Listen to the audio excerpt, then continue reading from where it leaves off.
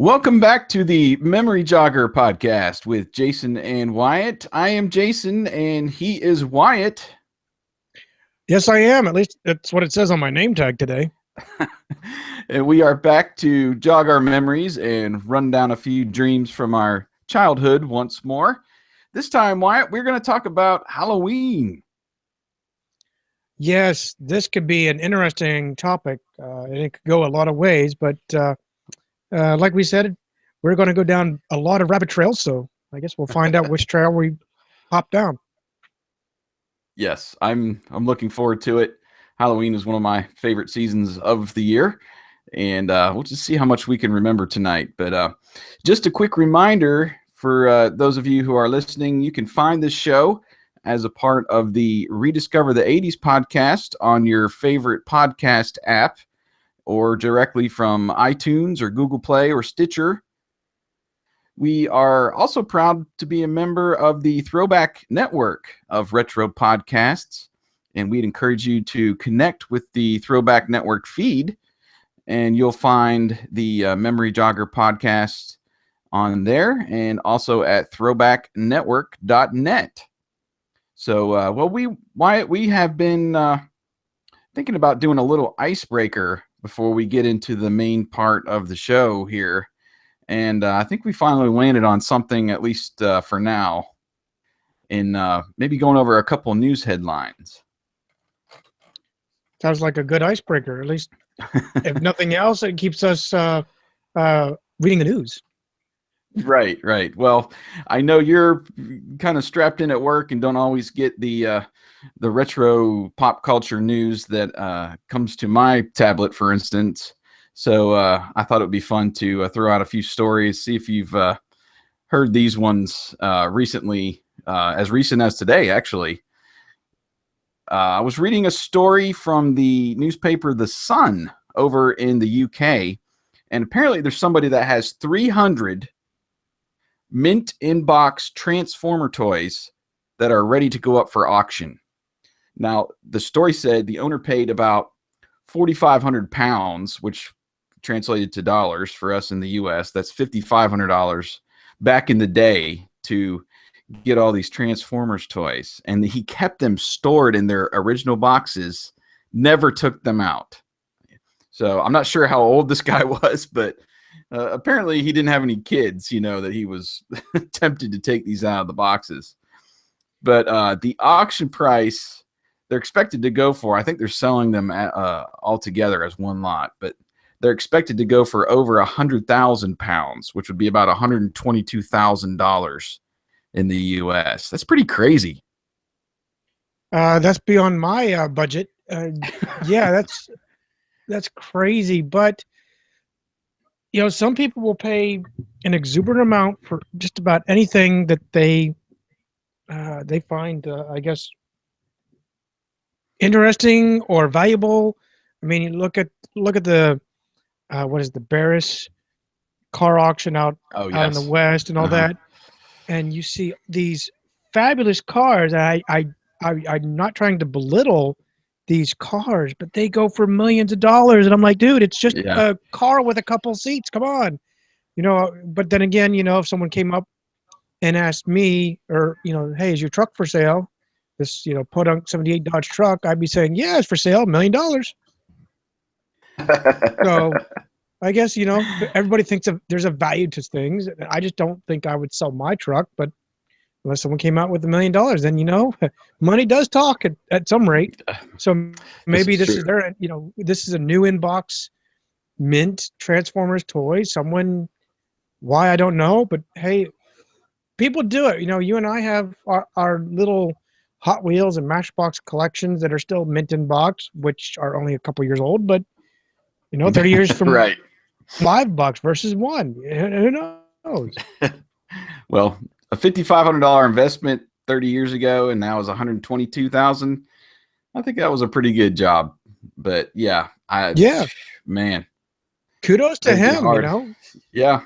More power to you for keeping those stored away all these years and waiting for this explosion of 80s pop culture to return and cash in. But what Right, right.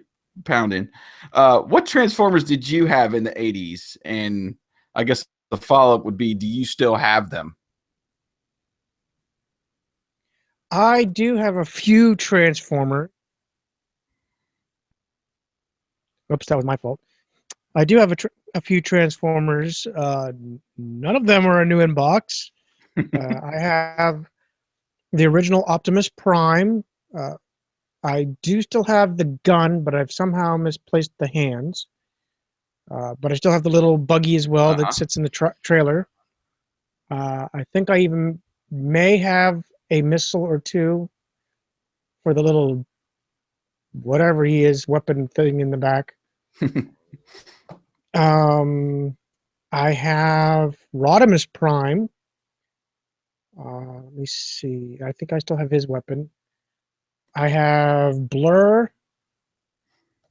I don't remember this guy's name. He was a Lamborghini, but he was a cop car, like a fire marshal cop car. I have him. I have Ironhide, but he broke early in my possession, early days. And I've still toted him around. It's his like his left arm or something's broke, but I still have him. That's a whole other topic for that one. But anyway, trying to think. I used to have Wheelie from the movie. The Lamborghini is Prowl. Prowl, okay. Yeah. And I have Blaster. You got a lot. And I have Soundwave. And I have a few of the cassettes. I don't think I have any of the good guy cassettes. I think most of them are my bad guys. I have Rumble. I have. Is it Frenzy that was the other bird? I don't have. No, Frenzy was the one with the. I think he had the. No, Rumble was the one with the two fists that pounded. Yeah. Yeah, Frenzy. I have him. Don't and remember. I have his cousin, the red one. Rumble, Frenzy. There was a. It wasn't Laserbeak. It was basically the gold cousin to it. Gotcha. But I have the gold one. I do have a good guy cassette. It's the Rhino, I think. It's a green cassette, and I have the black cassette, the Lion Panther. I don't know what his name is. It's been so long. Man, and I have the Space Shuttle. We're gonna have to get those out, man. Yeah, if I get that out, I'm gonna have to get my elevator working in my shed. I'm kidding. The Space Shuttle. The Space Shuttle that turned into a dinosaur, pterodactyl looking thing. It was a funky one. It was like I don't know how I got it. Yeah, I don't remember it either in the cartoon, but I have it. At least it says Autobot symbol, unless I put a sticker on it. I think that's it. I do have one GoBot, which I didn't realize was a GoBot all these years, and that's the truck, the orange truck. Oh yes. And I have a Devastator robot. They're Decepticon. It's the front end loader. I don't know what his name is. You got just one of the five. Yeah. Gotcha. Man, you had a lot. Remember, growing up, I don't remember you having all of those, but wow. I didn't remember either till I actually was up in my. No kidding, I was up in my loft with Adam, and I'm like, I'm going through this. I was actually looking for. I don't remember what I was looking for, but I was looking for something completely different. But I thought it was in those boxes, and Adam right away is asking to play with Prowl. He wanted to grab it down. I'm like, I don't think you're ready for it just yet. Couple more years. Yeah, because he keeps breaking my freaking Thunderhawk. Luckily, it really doesn't break. I can put it back together because it's all the little thumb blocks or whatever. But still, I have this Optimus Prime Supreme, the big dude, where it takes the truck, like kind of collapses into itself, and it slides into a slot of the trailer, and it's like Super Optimus Prime, where the trailer turns into a mini city or something. I can't remember. It was a newer thing that was coming out after the movie. Gotcha. Okay. I I don't just even remember remember that him. one at all. I didn't have many Transformers growing up. I had a few here and there. I had mainly GoBots because I liked that size. Because Right. I loved Hot Wheels, Matchbox, and I loved the smaller size. So I remember having that red tank that was about that size in the cannon, the gun, like stuck right out of his chest. I always thought that Yeah. was a little bit weird. But the one I still have is Perceptor, which is the microscope. Oh, you were the one that had Perceptor. Yeah, I don't have any of the accessories because he came with I think a couple guns and one that actually launched a missile. So I don't have any of that, but I still have him. He's the lone Transformer Ranger that's left over from my childhood. And Nice. I ended up selling off my GoBots to fund my mask collection. So I might go back and get. I wouldn't have done it. I do have one GoBot left that I didn't get it, misplaced it or something, and I found it later. It's the black train that I think pretty much everybody had. I think his name was Loco, and he was one of the bad guys. Yeah, I remember him. I didn't have him, so not Yeah. everybody had him. Okay. Well, but he was pretty common. At least yeah, I remember him. So So, yeah. we'll go down that rubber trail. I don't want to explain. I'll go down a rubber trail. We'll never get off Transformers. Okay. Well, one more story that we can kind of break the ice. I wanted to get your thoughts on is DeLorean is now taking pre-order applications for the new 2017 DMC-12 cars. Now, basically, these look just like the originals, but with modern like emission standards and stuff. So they kind of kept the body the same. I don't know how much of the interior is the same as I guess what would be the 1982 was when they came out, I want to say. But there's no price. It was 81, or I think it was 81, but don't quote me. Okay. Well, they haven't given a price yet. This is basically you go on, you can answer their questions and give your contact info over there at DeLorean.com, and I don't know. I guess they send you a follow-up email when they got a price or something. But I guess how much do you think they're going to go for? And would you, if you had the extra cash, would you grab one? Well, first, I would speculate, along with my good friend Dr. Evil, $1 million. Pinky stinging it out right now. But honestly, as far as price, because there is such an interest, at least from the 80s craze kids of us, I wouldn't expect it to go anything less than probably around 30, 40,000 in that ballpark. I don't think they're going to crank. I don't think they're going to crank up the cost. I mean, they could probably ask at 100,000, and a few people would jump in on that. But if they want to get more sold and make more sales, I think they would probably hit the $30,000 to $40,000 mark just to kind of keep it, I guess, attainable. Would I buy one? If I was in the rich community, perhaps. But giving up red or my minivan for it, I would say practicality doesn't reign just yet, and buying one. But in fact, I passed a DeLorean, probably one of the originals, today, out for a spin, and I know I texted you about it, and I even said it's hard for me, and I get into this cookie cutter thing.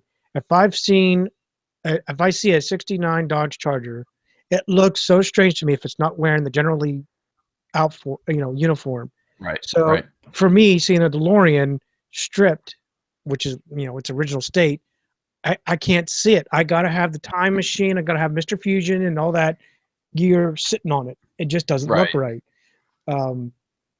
But I guess I'm going to turn the tide on to you. What is your take on the DeLorean, and if you had some extra ones hanging around somewhere?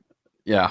If I had the extra cash or could even afford a monthly payment somewhere, I would trade my truck in a second for a DeLorean. You know, we have the minivan, so that's kind of Your truck. we can yeah, it's kind of a truck. We can turn it into a truck if we need it.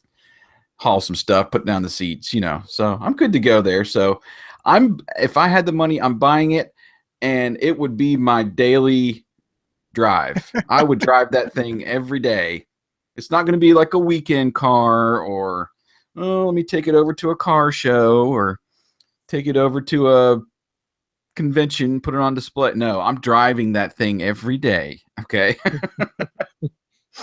And I don't mind, you know, I could see them doing a, you know, $70,000, $80,000 job to do the time machine circuits and all that on the interior and exterior of the car. Not, you know, you're not going to drive that around except to car shows and conventions. There might be a few of those oddity people. I really don't see anybody doing that just for the fact of you don't want somebody coming up and ripping parts off of it and, oh, I got a piece of the time machine, you know. Right.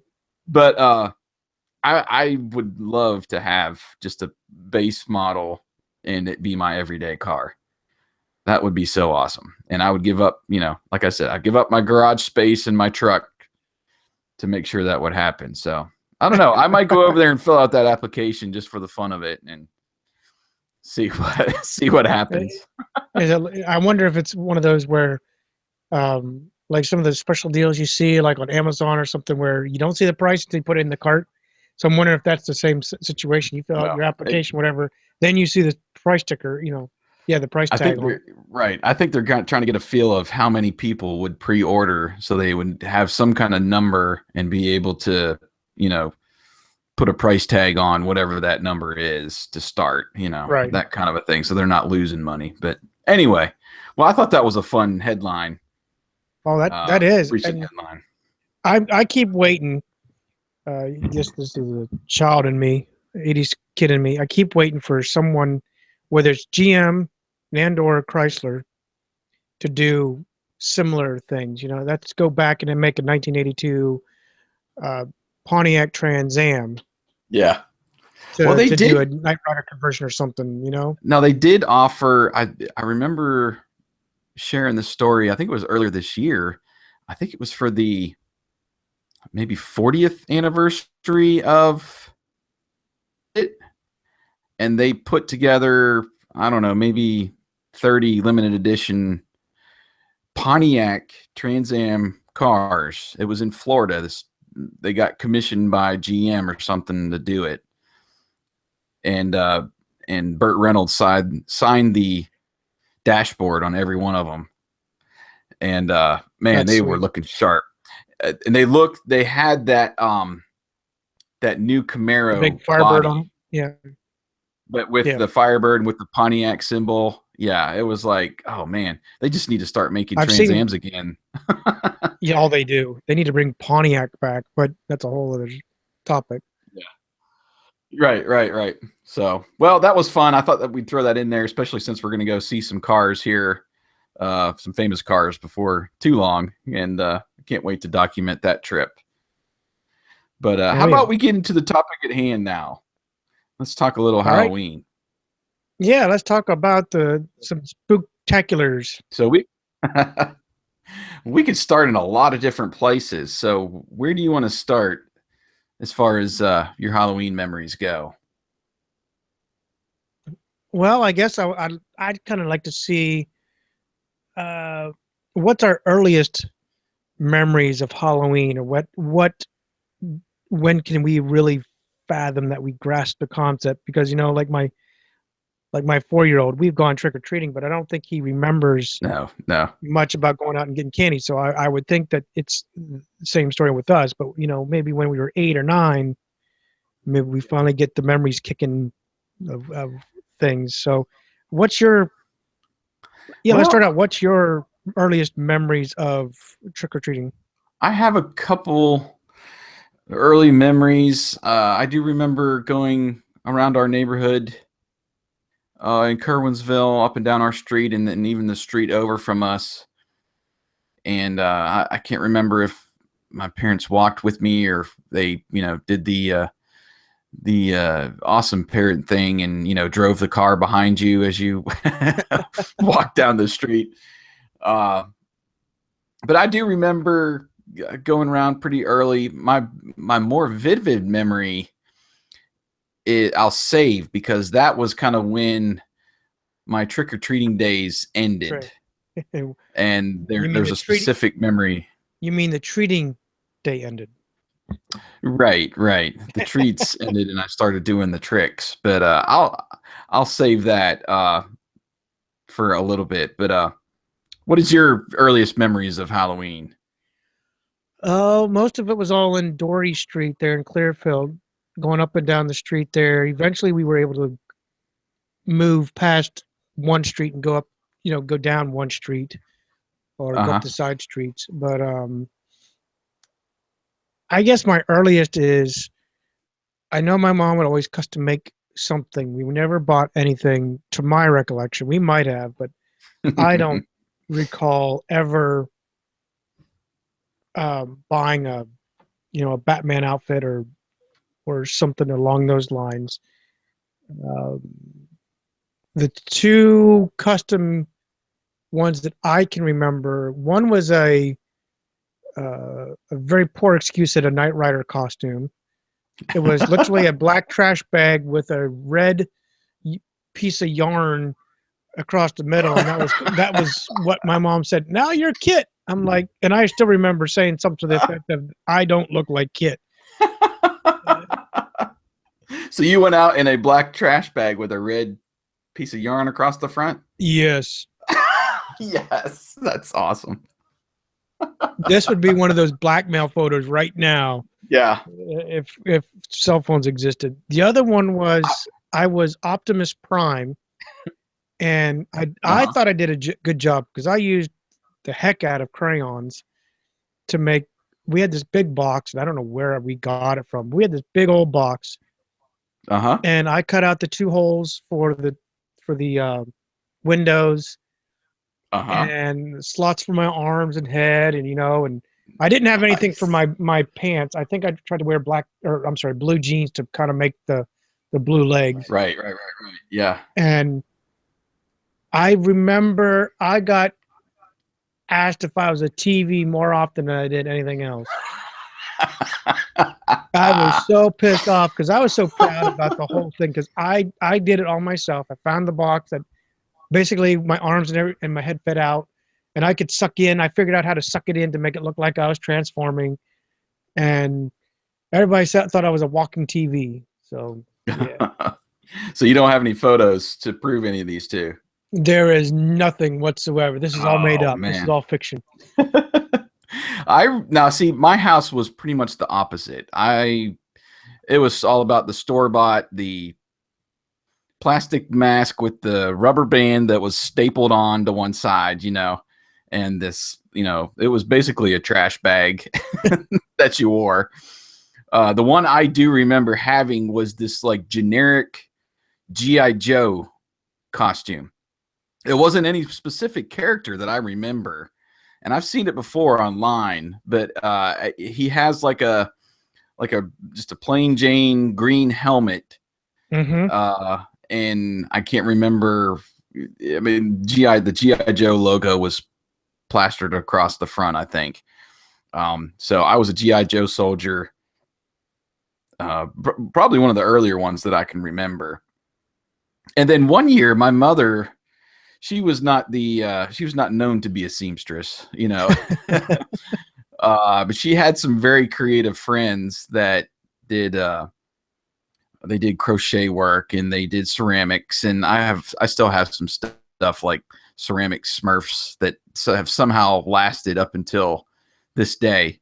But I remember I think she commissioned somebody to make me a costume for the Halloween parade. And every year, I don't know if it's still going or not, but in Kerwinsville, this one stoplight town, they would block off State Street. And for several blocks, everybody got to basically walk down the street and they had judges there to judge, the best costumes and stuff. And I guess one year she was like, "Let's go for it," and I remember it being more of a Ralphie moment from the Christmas Story. It was some kind of lion or tiger. I remember it just being hot as Hades in there and sweating, and in those costumes, then your face starts to sweat, and in the mouth and your little breathing holes get wet, and right. Oh, it was just torture to be in that thing. And it was like being a mascot for a college university. I don't know how they do it nowadays either, but or the chicken down at the the radio station. Remember that? I do, man. That scared the bejesus out of me one day. I knew it was in one of those rooms too. I still remember walking into that. I think they moved it. It was like in prep for something, for an event, and they moved it into the sat room. And man, it scared the crap. I knew it was there too. So, right, and it was one of the girls that was in there. I do remember them doing that. I think it was for a Halloween parade in Clearfield that they put on the chicken. And for those of you who have no idea what this chicken looked like, it was basically like the San Diego chicken, if you remember that famous mascot. Yeah, it was a very, very familiar chicken. If you just even Google, any type of mascot chicken, it's probably the likeness of that same. I don't know. For some reason, I have a memory of I might have been in the Q Cruiser with Bob, and the chicken, they're walking behind it, and so for some reason I can remember them playing Michael Jackson's Thriller. So it must have been Halloween. Anyway, I'm getting off topic here. But so I wore this lion or tiger costume through the parade. Never won anything, and I was miserable. And I think Mom finally saw that, so she didn't ended up, making me do that ever again. So it was mainly just, let's trick or treat around the neighborhood, and let's not go for broke again, because it was just not a fun time, not a fun year. Right. So, well, that's anything else you want to add as far as costumes or anything like that? I think we killed the chicken there. So, well, I did, just out of a whim, I on our Twitter feed at RD80s, and I said, we're going to record this episode and let me know what your favorite costume was as a kid. We had a couple answers.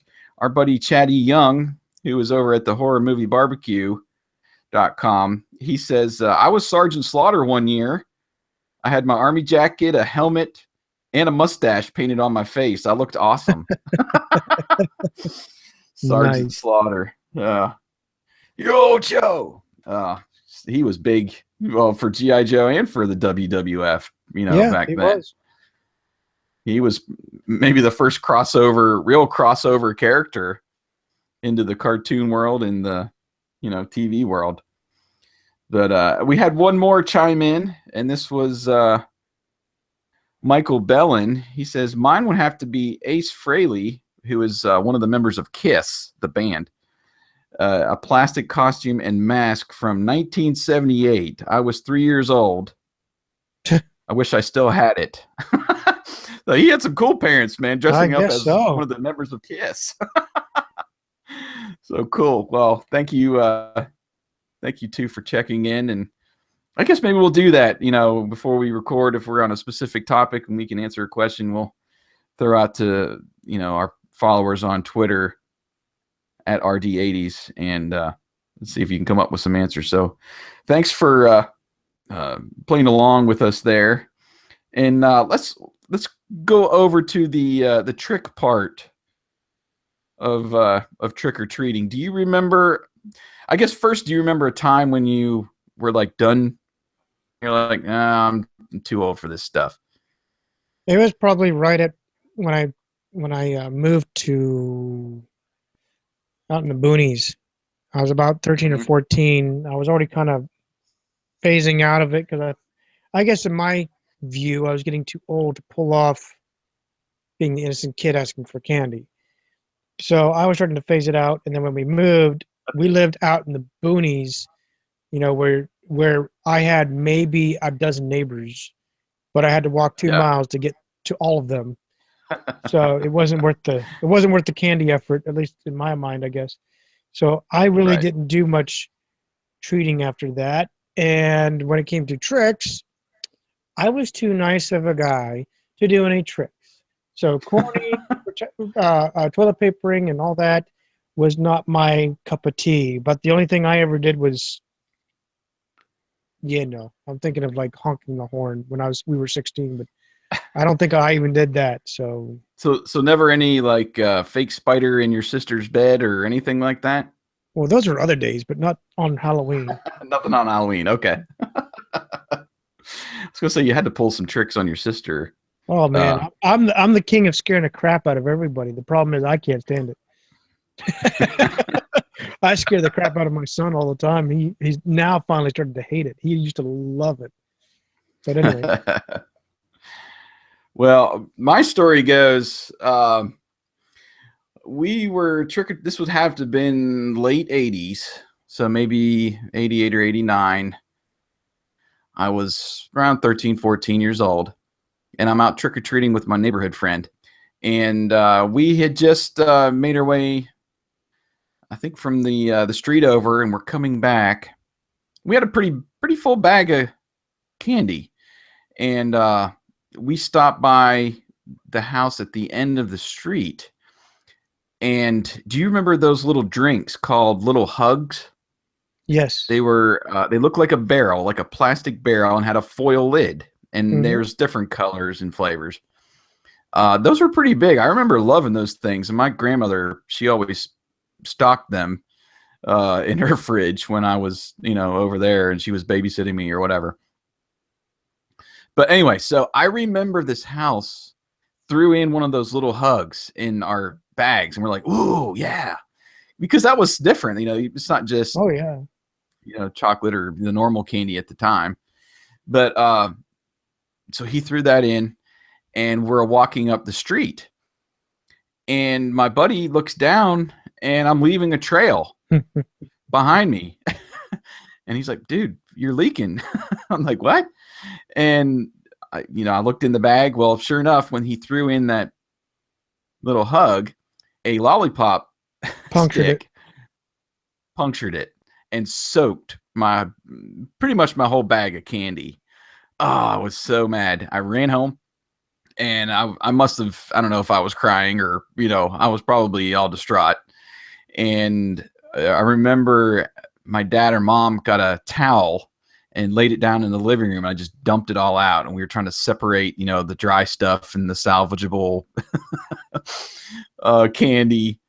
And that was kind of the last time that I really remember going trick-or-treating. I'm like, I'm done, a whole night's worth of work, and I'm done. I didn't get but a few pieces here and there. And of course my dad, you remember those, it was like peanut butter taffy that came in the black and the orange wrapper. Oh, I love those. Oh, I hated those, dude.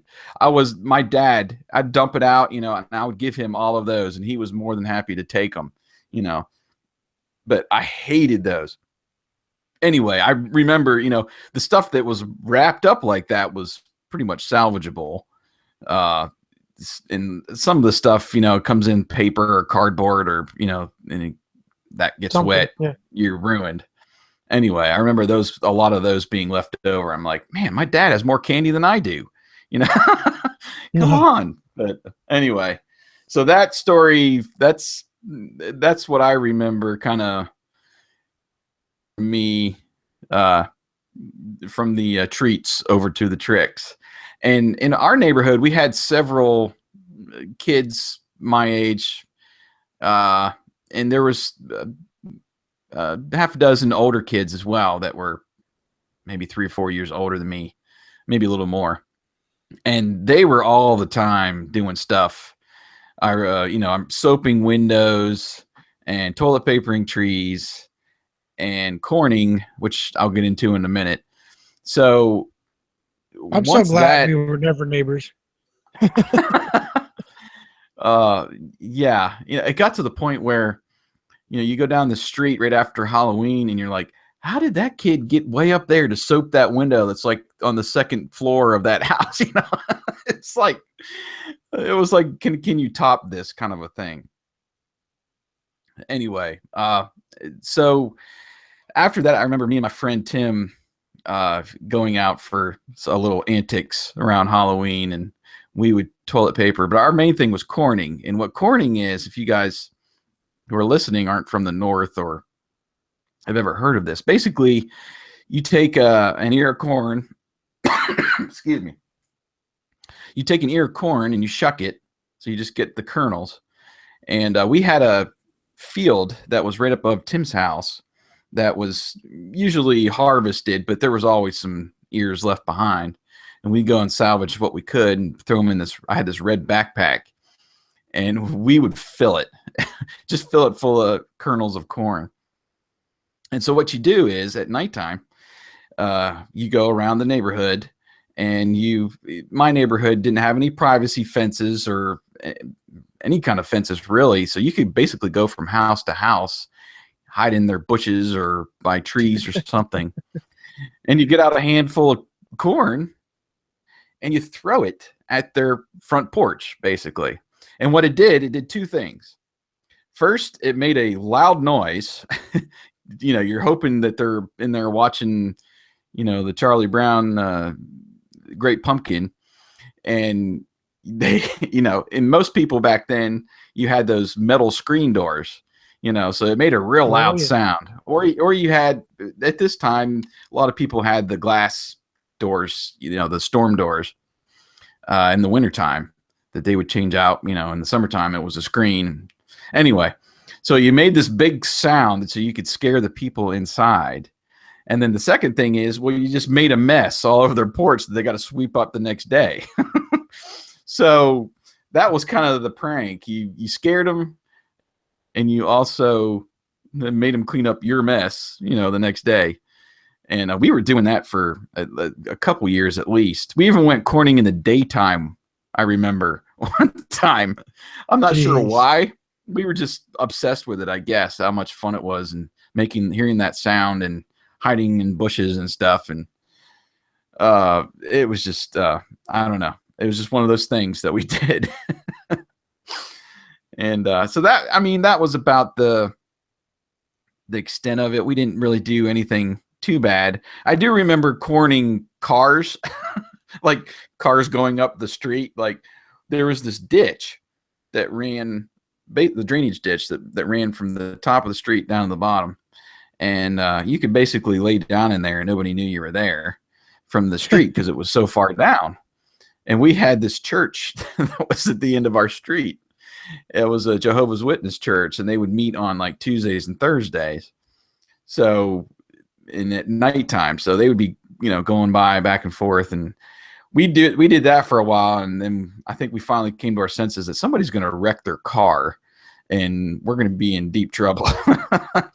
So we ixnayed on the corning, cars going up and down the street. But we did do other pranks to that church, and that might be another podcast. But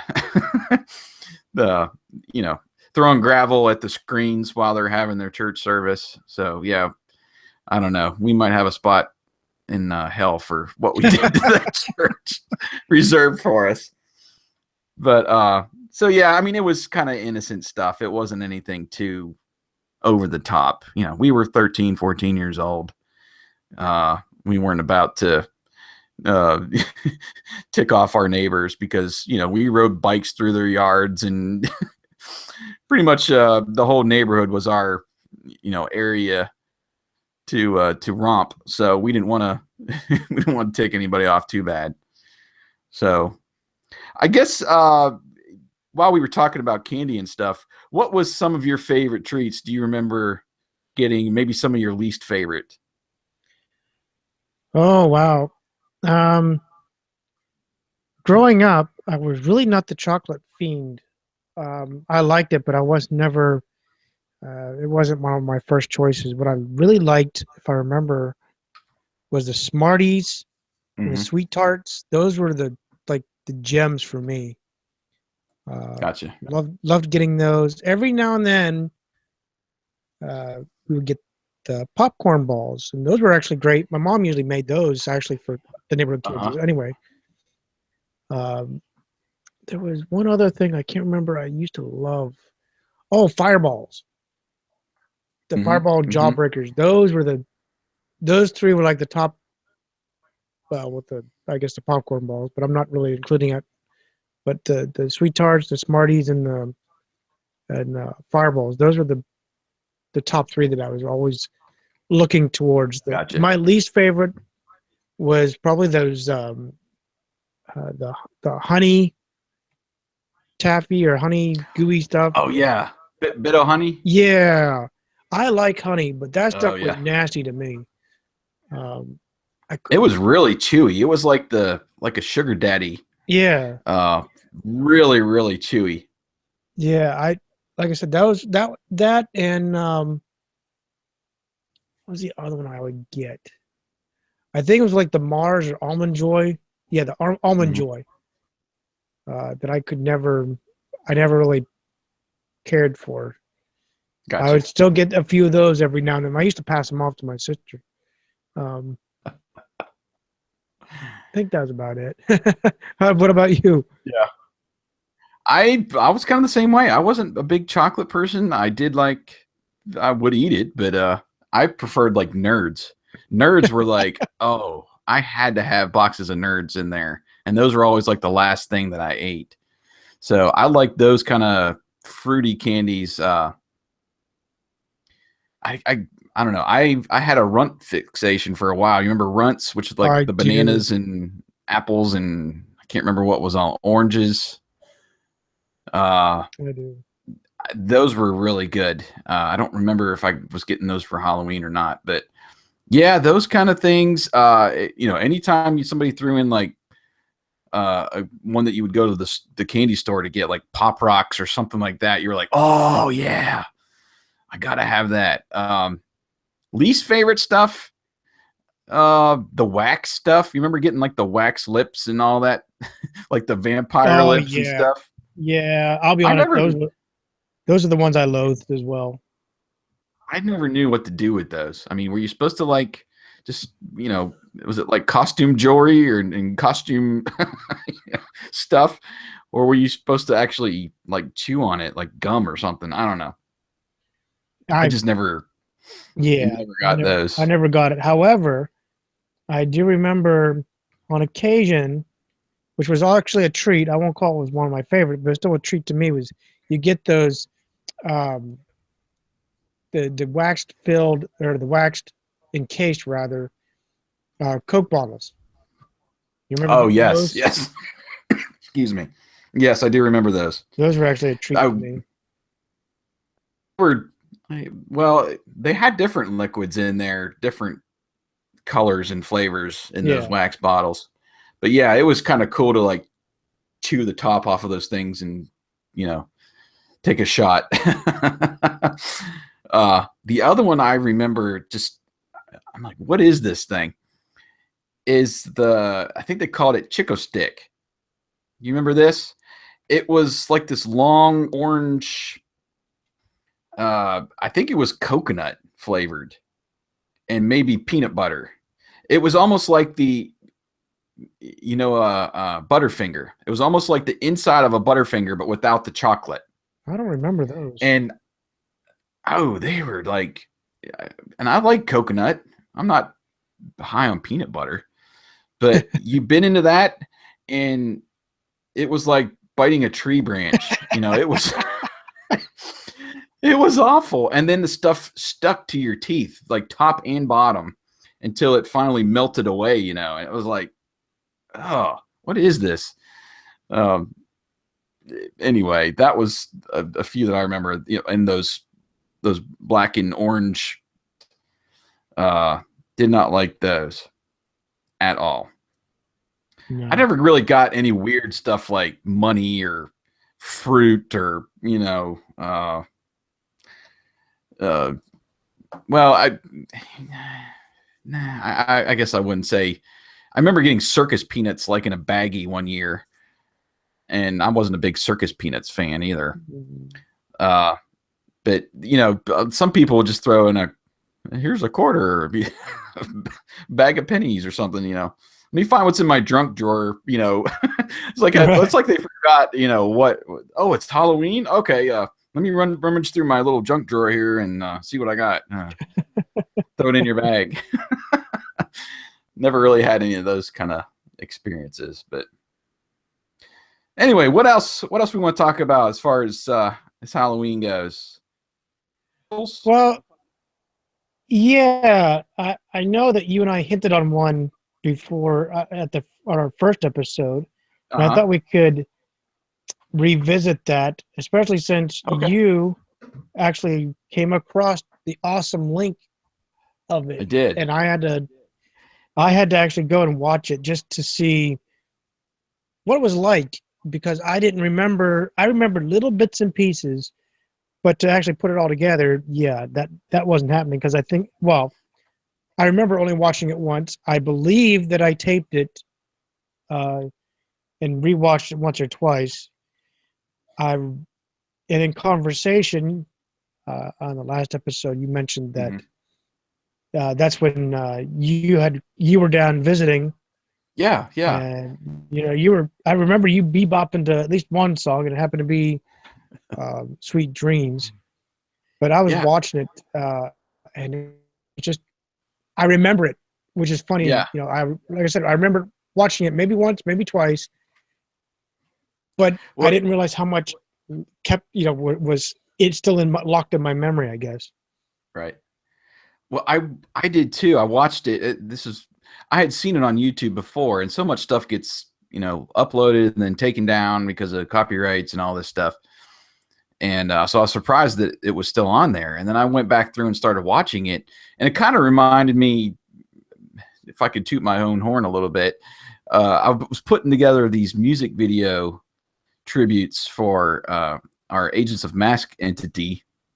And it was basically Disney's greatest hits up to that point. So like every single movie, and they used to have, what was it, I think it was shown on Saturday or Sunday night, like The Wonderful World of Disney, where they would have a special. And so it was basically just bits and pieces from everything they had released up to that point and set to like popular music. And they actually would go in, and whatever you saw on the screen, they would try to incorporate with the music lyrics, which was really cool. So yeah, it was neat to watch, and there were several on there, and I guess the music is why they keep taking it off of YouTube, because you're basically just playing like Thriller, and I'm trying to think what else was on there besides Sweet Dreams. Was Rockwell on there? Somebody's watching. Yeah, Rockwell was on there. Yep. Which for the longest time, years, I thought that was Michael Jackson. Well, it's Michael Jackson singing backup on the song. Yeah, to me. So, yeah, but so essentially it was Michael Jackson, but I'm trying to think what else was on there. But yeah, it was neat to watch that again, and you're basically watching all of the animation that Disney had out in a greatest hits kind of format. You're gonna have to redo everything since we talked about Rockwell, because you went blurpy for a while. Okay. Well, yeah, Rockwell, and I was trying to think of what else was on there, but yeah, I mean, it was like the greatest.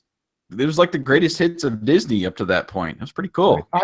I wrote down some songs because I want to actually download them or maybe buy a CD or something. There was Evil Woman. Oh yes, ELO. Yep. Yep. There was Bad Moon Arising. Right. Okay. Credence. It was Monster Mash was on there, right? Yeah, Monster Mash was there. Then there's Somebody's Watching Me. Yeah, Rockwell. We said that. Oh, I didn't realize I typed it twice. And then there was a few Disney songs, and like you said, it did remind me. I didn't realize it was just comical, I guess, because you're cutting out. You're cutting out now, dude. Oh, gee. Just up. How about now? Testing 1, 2, 3, 4. You're okay at the minute. Still kind of, yeah, still kind of max headroom. I don't know why. I don't know what's running. Anyway, you got up to the part where you're going to say the other Disney songs. Oh, yes. There was other Disney songs in there, mostly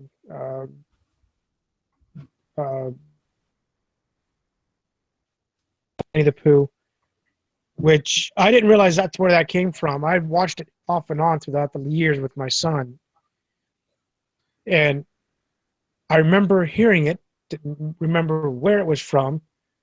Then I'm watching the video, and there it is. That's probably where I saw it first. But, you know, like you had mentioned that doing the videos for Agents of Mask for us, I was actually paying attention to how well they cued it with everything. They did. And they were spot on. Obviously, they're professional doing it. But it was just, you know, as I'm looking back going, man, these guys were spot on. And I'm sure they did not have digital digital equipment to do it. I'm sure that they were doing a lot of cutting and splicing with the old magnetic tape to do it. Yeah. Then again, you know, maybe there were some advances that I'm not aware of in technology for at least Disney. But I don't think so. What year did it have a year on the YouTube video? 87, I think is what I saw. 87. Okay, I thought maybe it was a little bit earlier than that. No, I thought it was earlier too.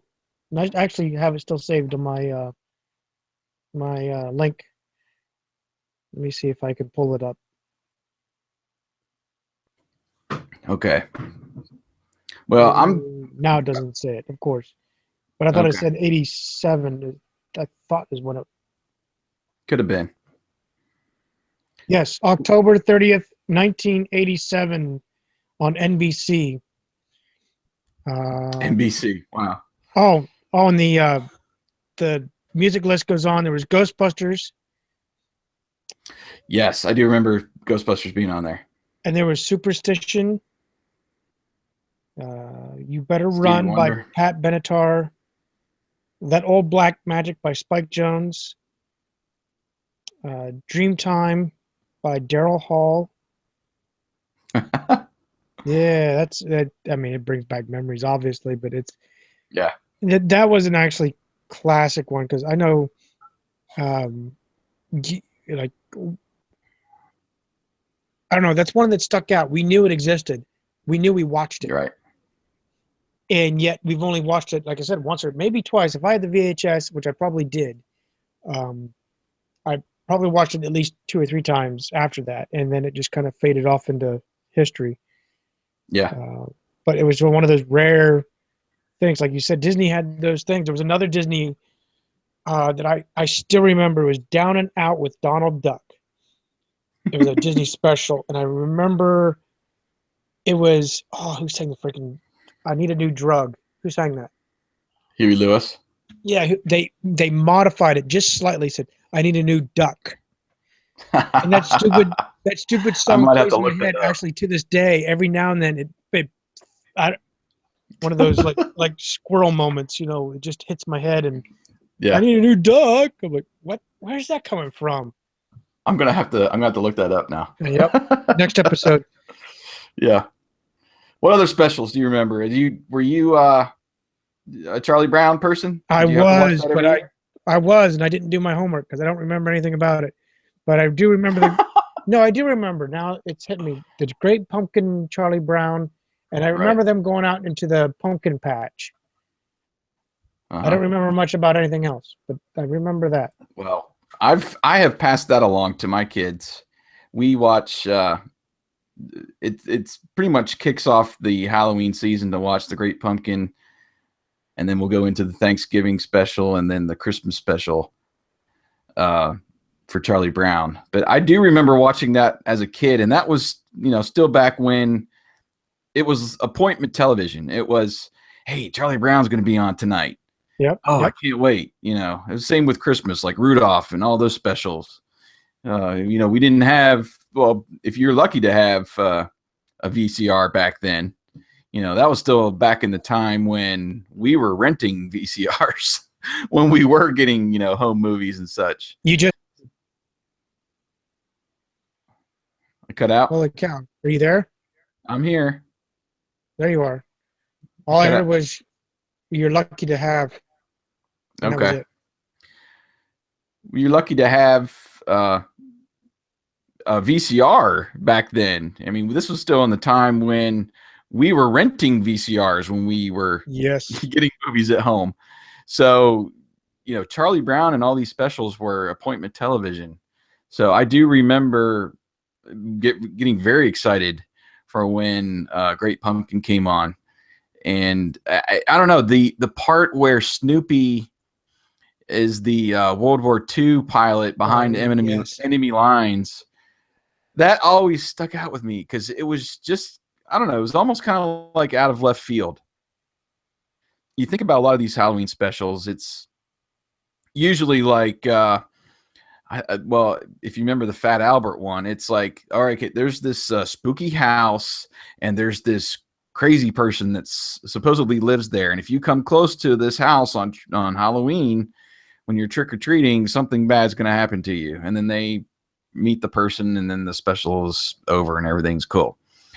Well, just having that little bit of, where he's crawling through and you hear Charlie Brown kind of narrating and he gets shot down from his, doghouse. And I don't know, that just stuck out in my mind as a kid. I'm like, what is this? And why is it in this Halloween special?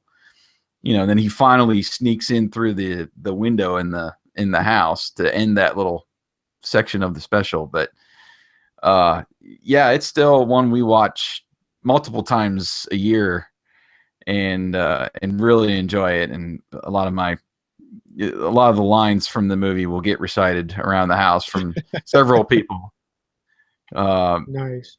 Every time we get the leaf pile going in the backyard, my middle son, Jameson, he'll, charge, and then he'll jump in and never jump into a leaf pile with a wet sucker, We loved that was a great special, and they turned 50 years old this year, if you can believe that. Yeah, I know. That's crazy. I was surprised they didn't do more for the anniversary, maybe something a little additional to it, maybe add an extra half hour for interviews or something, or even just the history of it, how they came to be, right. What was the inspiration or whatever. But it's still amazing to me that they still broadcast it on TV. Oh yeah. It fascinates me what they still do, and it seems like it's they have to do it. It's I don't know if it's one of these where if they don't do it, they'll lose ratings or. Yeah, well, and I don't know what the ratings are like for it nowadays, but if I see it's on, I'm stopping. So. Well, what's funny is you made a mention of it, like the old classic shows. I made an effort. I will call it during the DVD craze when shows and stuff were starting to really come out. I made an effort to buy the Christmas box set of all that they were selling for, like Rudolph, like Frosty Snowman, and there's those episodes because it was like one of these things, like eventually someone's not going to air it. It's going to be lost. Right. So I might want to get this to keep, for my kids to watch. And this is back before I even thought about having kids. So, yeah, I've done the same for a few of those. Yeah, it's amazing what's all these specials. It rekindles our our memories, obviously, like memory Yeah. jogger. That's exactly what it's doing. It's jogging our memories of what the fondest and maybe the least fondest of all of our times as kids, Yeah. maybe even early adulthood. Well, I each year now since I've been the admin of rediscoverthe80s.com, I've gone back and I searched YouTube for specials that are on there that are from the 80s, and I try to put them in a playlist. And just like every year, some will get taken off for copyright reasons and some will get put on. You're like, oh yeah, I do remember that. Or there's some that you're like, whoa, I don't remember that one at all. So one of those I'll throw out there that I did not remember watching is the Claymation Halloween special. It's the same guy, Will Vinton, that did the Christmas one. I remember watching the Christmas one with the California raisins and the dinosaurs and stuff. Well, there was a Halloween one with I think it follows a pig, and he's at like Frankenstein, Dr. Frankenstein's castle, and I can't remember the whole plot of it because I think I've watched it maybe once, but that one totally missed me back in the 80s, or it might have been late 80s or early 90s when it came out. And do you remember that one at all? No, that doesn't even ring a bell. Yeah. There's a few like that I found that just kind of totally missed me. But what other ones do you remember watching? I'll be honest, I think that's the only ones I remember Really? Yeah, do remember watching. I don't remember watching many. I think there was a Garfield Halloween at one point. Yes. But I vaguely remember that. Basically just the title. Oh, I don't think there was much in the 80s that I remember, mainly because my maybe it's the more conservative upbringing. My dad was not a fan of the ghoulish or even the remotely possibility that there was ghoulish. Charlie Brown was, easy to go. That was easy to pull off. But anything more was a little on the questionable side. Yeah. Well, I do remember watching Garfield. Garfield was actually, if you watch it now, it's kind of scary. Oh yeah. He and Odie go out trick-or-treating, and oh gosh, we watched it last year, and I ended up buying the DVD of all the Garfield specials. So we would have those. You've actually got one of those in your birthday box. But you're spoiling all the surprises. I'm not going to have any surprise. I'm gonna be like, yeah, I'm expecting this. Yeah. Yeah, I'm about ready to go to another box, a bigger box. So holy cow, I'm way behind then. No, but Garfield, they make their way to this house. They're on a boat across the stream, and they end up at this house. And there's this spooky old man in this chair, and these ghosts. They hide, and these ghosts come after them. And I want to say that they're like ghosts, like pirate ghosts. And it was, for a kid's special, it was pretty frightening. Just this old man and the way he talks, and the ghosts that are following them around in this kind of haunted house set up. It's not one I remember watching a lot of. I remember the Thanksgiving Garfield more than either the Halloween or Christmas ones. But yeah, I remember watching that one. There's a few others I remember. I remember the Berenstain Bears. I mentioned the Fat Albert special. I remember a lot of the Fat Albert specials. Those were like must see for me. I love Fat Albert and the gang. I never caught on. I would watch it. It was more one of those. If nothing else was on, I'd watch it. But most of the time, if something else was on, I usually click the channel. I don't know why. I love the theme song, but after that, I would lose interest getting into the episodes. I don't know why. Now, do you remember watching? I think it was Disney, the Legend of Sleeping Hollow. It sounds familiar. I mean, I know the title, but I mean, yeah, I'm trying to think of it as actually watching it. I can't I can't place actually watching it. I remember that being on TV, and it wasn't one of my favorites, but excuse me. It wasn't one of my favorites, but I do remember watching that on occasion. The Headless Horseman and Ichabod Crane, you know, that whole story. Yeah. I want to say it was a Disney special. So it might have been on one of those Wonderful World of Disney, you know, Sunday nights where they would, or Saturday nights when they would play. Right. They played Legends of Sleepy Hollow. But trying to think of some other ones that maybe I can jog your memory with. I got one for you, kind of in a different take, but still Halloweenish, I guess. Okay. Are there any actors that you can at least think of that you would see that fits a villain or that Halloween haunting voice? They seem to keep going. It seems to go through, like, you pick the voice up. You're like, man, this dude would be a good Halloween, you know, or that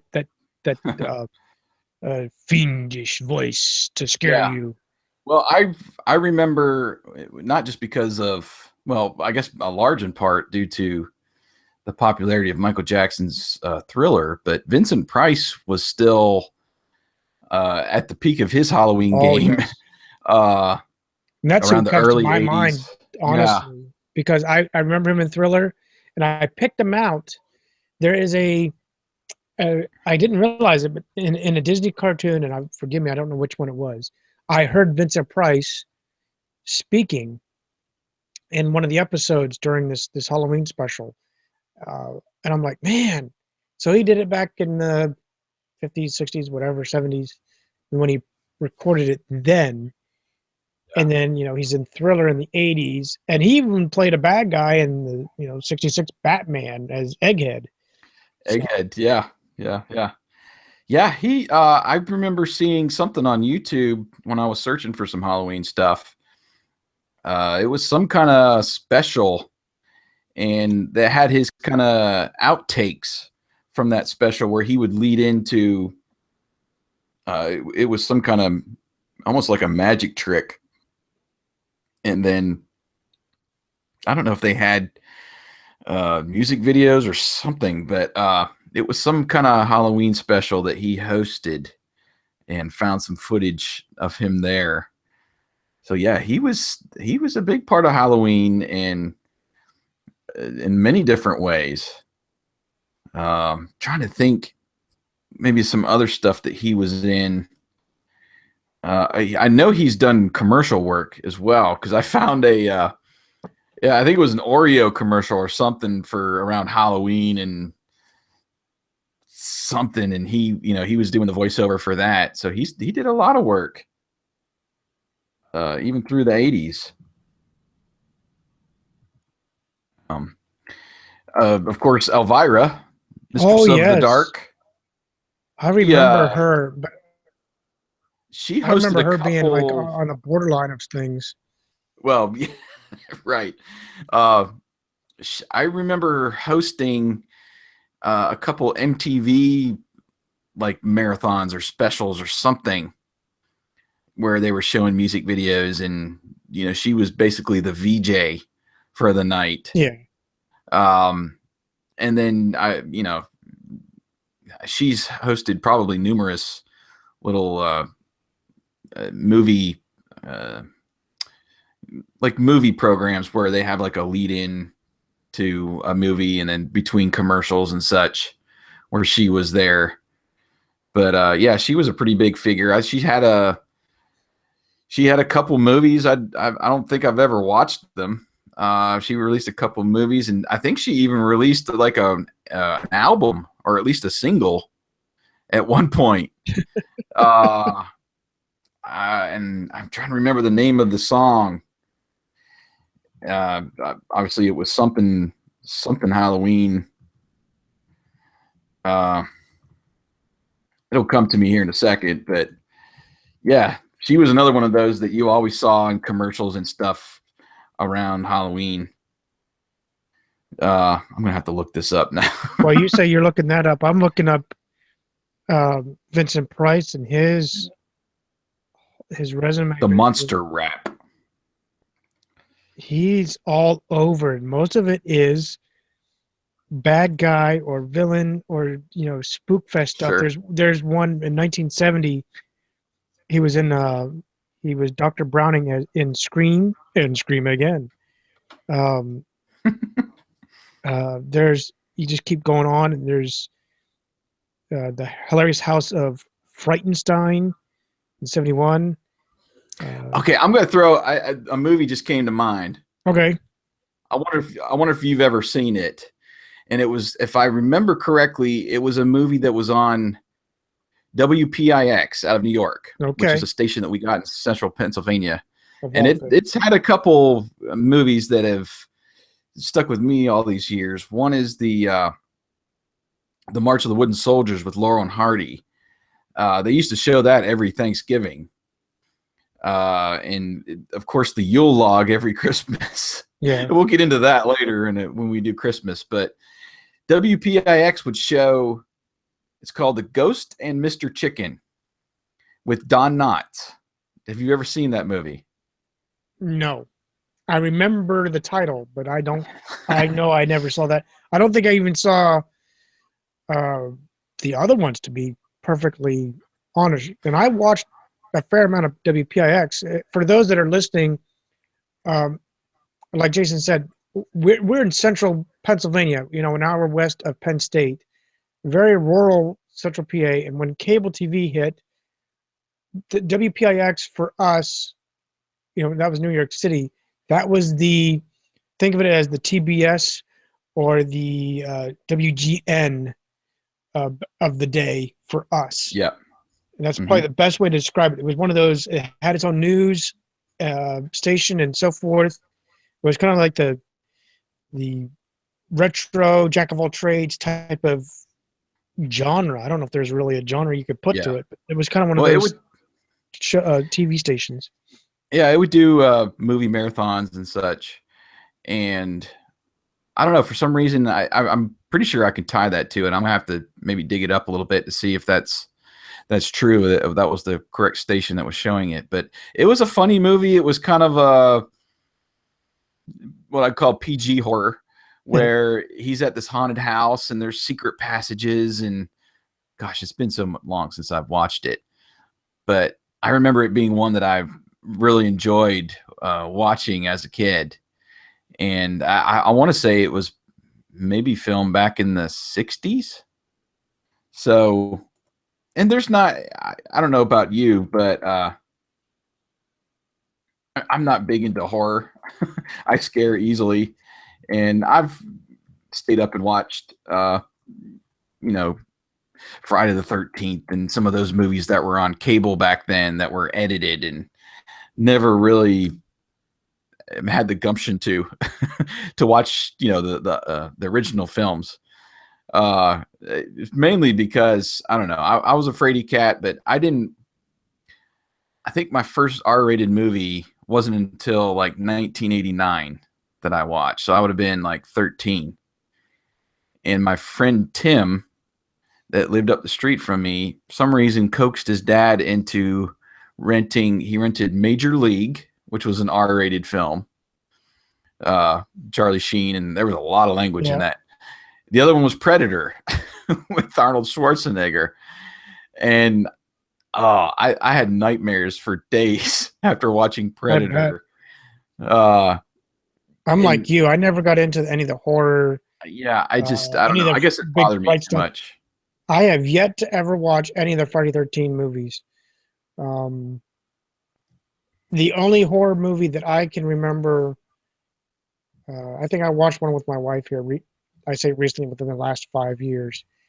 I had to actually keep talking to myself. This is all fake. That's just jelly, or something like that. Was The Little Shop of Horrors, and I knew going into it was a comedy. I knew it was going into it was comedy, so I always put that to my mind. And going through it, there was a couple iffy moments, but I knew that I could withstand. But anything else, no thanks. I like my to coin a phrase, I like my sweet dreams. Thank you very much. Well, the Don Knotts movie Ghost of Mr. Chicken was 1966, and Little Shop of Horrors was the 80s, wasn't it? It was. Was it like mid 80s? Yeah. So I remember probably watching that on TV. I remember there was a cartoon that lasted. It might have been just one season based on that. And I remember the plant. Crazy movie. But yeah, now here's another one I remember. I don't think it was Halloween. I'll have to look it up. One of my favorite Tom Hanks movies is The Burbs. And I can specifically remember going to watch that at the Du Bois Theater. I know our mutual friend Leaf was there. I'm not sure if you were or not. Not me. But we watched that. We watched that in a theater. Of course, that's a PG movie, but it's still got that element of, scare and horror.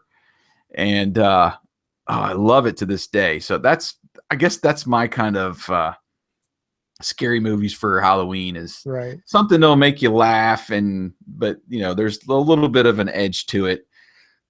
Nothing gory or slasher or anything like that. I don't really get into. Well, I got little kids, as well, so I'm into the specials more than anything nowadays. So yeah, well, that was neat. Yeah, it's been years since I watched Little Shop of Horrors, but that was I do remember that.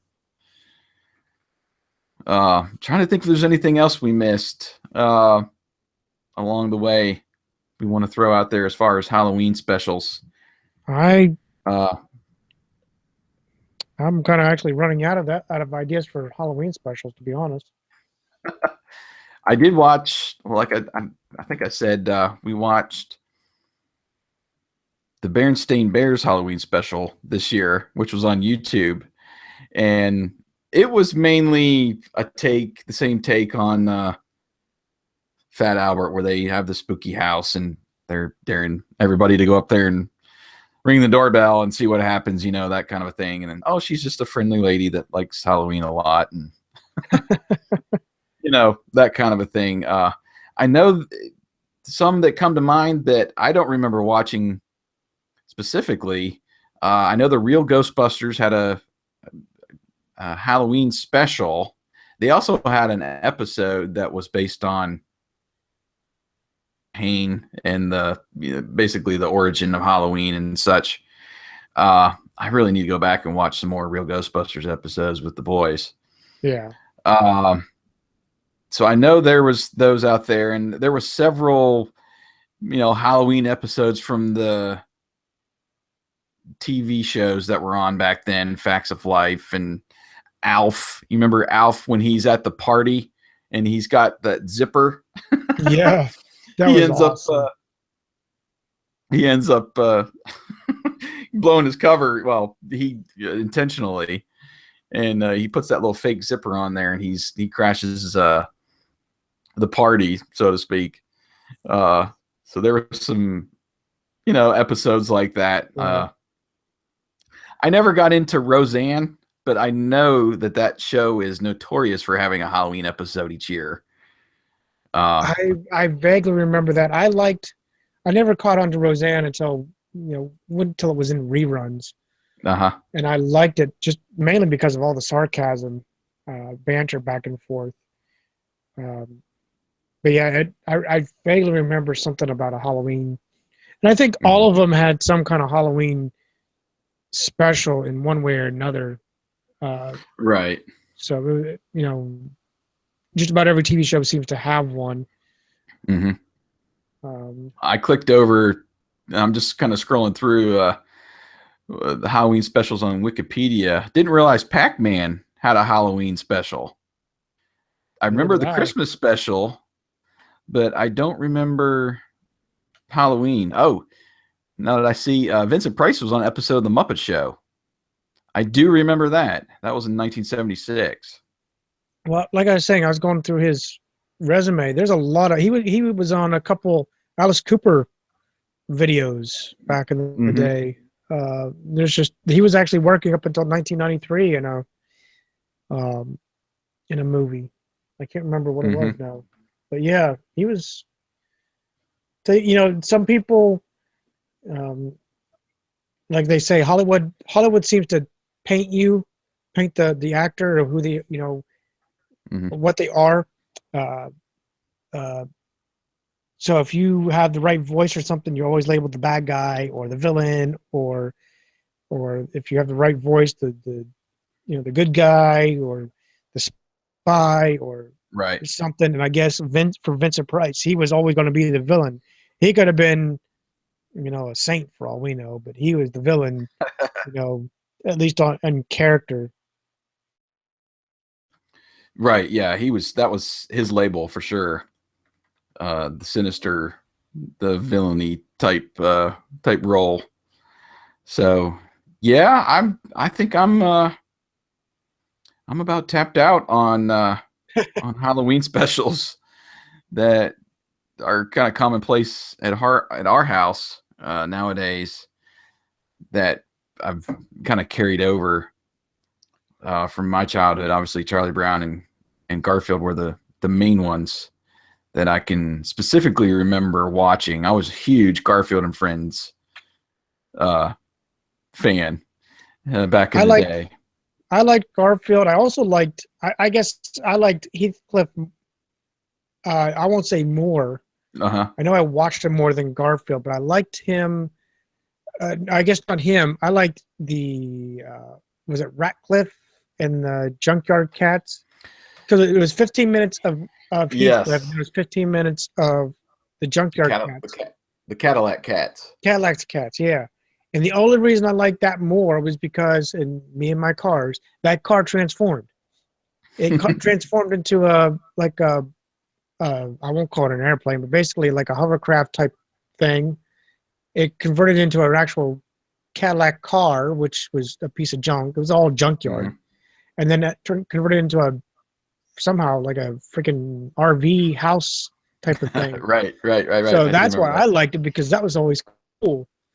If I remember right, Heathcliff was more mischievous. I don't know how, but he was more mischievous than Garfield. But I'm not. Don't quote me if that's right or not. Well, I'll throw I'm just scrolling through here. I'll throw a couple things at you because I know you're a huge Dukes fan. I see there's a couple episodes of the Dukes that were, I guess, classified as Halloween. Do you remember either of those? There's also there was one that was an alien episode. I don't know if that was around Halloween, but there was an alien that visited the Dukes. I don't know if that's classified as a Halloween special or not. I'm trying to think if there's another one. Remember. Oh, there's also seven seasons. Episode of Knight Rider called Halloween Night. I remember that one. Night with a K. Yeah. I do remember that one. I think my funniest bit out of that one was at the very end of the whole episode. There's a lady that's she was originally dressed up as a witch, and then somehow it's like a coincidence, she shows up with like a casserole or some kind of dish or something. Mm-hmm. And as she's walking up the sidewalk, she's knocking over the flowers, the plants. And as a kid, I remember watching that. I'm thinking it's because she farted. That's what was going in my mind. In my adulthood, it dawned on me that she's carrying this casserole that must stink. And I remember Kit saying something like, "Michael, don't look," or "Michael, don't," or something to that effect. And, that's the end of this episode. The send-off. Yeah. I don't remember that one.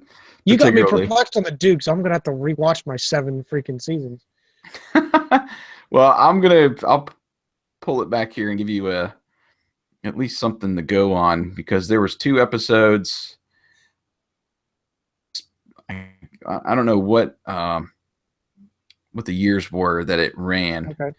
1979, The Ghost of the General Lee, and 1980, The Hazardville Horror. I know The Ghost of the General Lee. I didn't realize they called that Halloween, but I see it why. Man, I could that would be a whole episode in itself. But the whole premise is that the Dukes, their car was stolen, and they went skinny dipping. Why, I don't know, but they went skinny dipping. So the clothes were in the General. These two car thieves steal the General. Why? And then they basically jump the General into a pond. And so Roscoe and Enos basically find the clothes, and they think that they're dead, that they drowned in the lake. So, and what's funny is the time scale was so it was like they're already putting these guys in the grave in that hour, because they're already having the wake at the Duke farm. And here's the boys coming out, trying to figure out what's going on. Uncle Jesse goes back out to the barn to find some more moonshine, I guess, to drown their sorrows. And then they get they're fast forward, they get the crazy idea to paint the General a fluorescent orange that glows in the dark. So then we have the ghost of the General Lee, and we have them trying to steer it like Knight Rider. So it's, a driverless car, which I thought that was the coolest thing, to see the General Lee drive by itself. And that's the whole episode. Eventually, then they say something to the fact that the Dukes are back to life, or something I can't remember. And I don't remember the other one. I'll have to look it up. Yeah, you'll have to look it up. So, well, we're gonna wrap and see what we're gonna talk about next time. Yeah, I think I'll give you the turn since I picked this episode. So what's your ideas for the next episode? Next topic. I've written a few down, and talked about maybe going over Nickelodeon. That one's kind of on my mind, about maybe doing an overview of Nickelodeon, some of the shows that we watched growing up, and then of course Nick at Night shows, which I guess would have been essentially in my high school years when I started watching. Yeah, it was more of a 90s thing. I would call it a precursor to TV Land. So we could go down that path, or I was thinking also along the lines of kind of just what we were talking about a little bit in the little bit of news, the icebreaker that we did tonight, was maybe try to remember what was in our toy box, and we could go over. I remember having this figure from this, and I remember having these couple figures from this, and we could see what we remember that was in our toy box. So that's another idea. I don't know. I guess I'm kind of fixed on Nickelodeon for now. What do you think about doing that? That sounds like a good one, and that would be one we don't have to do. I will call it homework on. This is supposed to be spontaneous, but I think both Jason and I would agree that had we not found that video of Disney Monster Hits Halloween special, we would have never figured out what music or anything was on it. Right. We probably wouldn't even remember if they had the whole cast of Disney on it, like Donald and etc. So Nick at Night or Nickelodeon, I mean, it's literally going to go off our memory unless we come across, hey, I remember this was used to play on it. I might just go through and I've done several posts on Rediscover the 80s for reasons why we loved Nickelodeon. Most of them are the more well-known shows like Double Dare and Mr. Wizard's World, that kind of a thing. So those, we can kind of touch on those as we remember watching as kids. I remember several shows in the afternoon in the early 90s that I would watch that were like game show type shows. Right. We can go over those, and then we can kind of dip into Nick at Night and some of those shows that we caught maybe from the 50s and 60s that were new to us, and talk a little bit about those. So that sounds like it'd be really fun. Cool. All right, well then that's settled. Episode 3 is going to be Nickelodeon. Sounds like a plan. And what also, like Jason said, we want to hear your memories. So, Twitter or message us or even comment on Rediscover the 80s. Yep. And, you know, I mean, you can be prepared, you know, share your memories about Nickelodeon and or Nick at Night. What do you remember about it? What were your fond memories of it? What was the first show maybe you watched on it, even if it was 86 before you got around to it?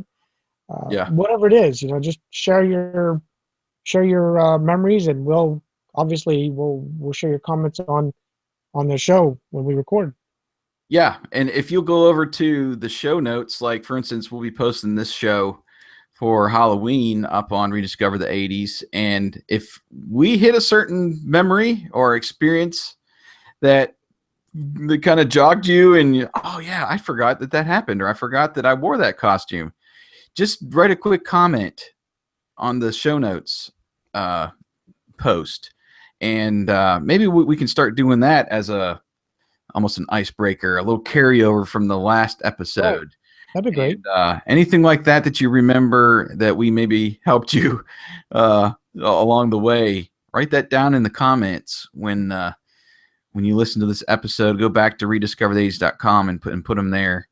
And we'd love to hear some things like that, and maybe jog some memories that you have, not just ours. So right, that would be great.